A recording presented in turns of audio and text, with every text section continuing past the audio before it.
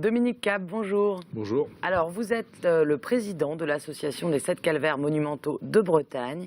Et alors, après ceux de Plébin, Plougonvin, Guimillot, Saint-Égonec et Plougastel d'Aoulas, les 2 derniers calvaires monumentaux de Bretagne sont mis en lumière dans les jours qui viennent. Il s'agit donc de Saint-Jean-Trolimont dans le sud Finistère et de Guéhenno dans le Morbihan. Donc Saint-Jean-Trolimont, c'est dès ce jeudi 1er août et Guéhenno, c'est du 8 au 11 août. Alors, c'est un travail de longue haleine, j'imagine, qui permet de découvrir finalement ce patrimoine sous un tout nouvel angle. C'est ça l'idée ?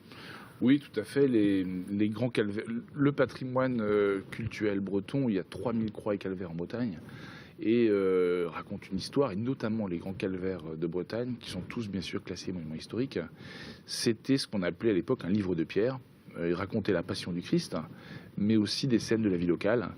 Et donc, il n'y avait pas beaucoup de livres à l'époque, donc ces calvaires racontaient ces histoires. Et comme les gens de l'époque n'étaient pas tristes, les calvaires étaient peints. Alors ça, c'est super important, tout le monde ne le sait pas. Nous, on a l'habitude de voir ce patrimoine de façon un petit peu austère et grise. Tout ça, c'était peint, c'était coloré. Oui.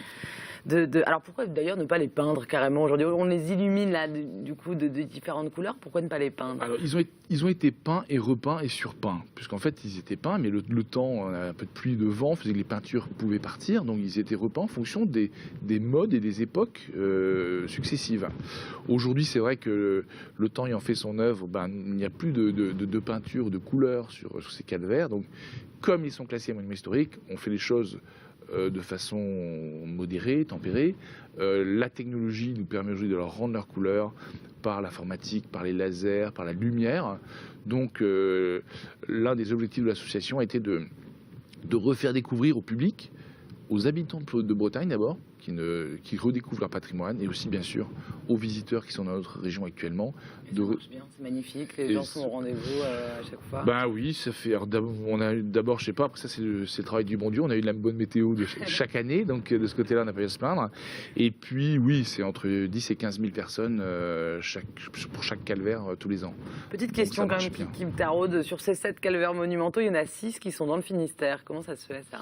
Alors ça c'est le classement des calvaires donc est dû à leur taille, donc souvent c'était lié à la richesse de la région. Donc quand une région était très riche, elle faisait un calvaire. Puis il y avait aussi une compétition entre les maîtres de pierre, les sculpteurs. Il y avait des écoles, l'école de Roland Doré ou quelques autres écoles. Donc il y a toute une école et une histoire.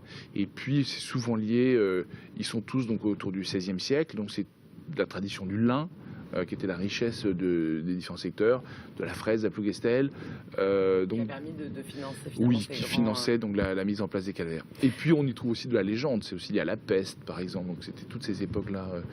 On mêle à la fois le réel, la fiction et les légendes.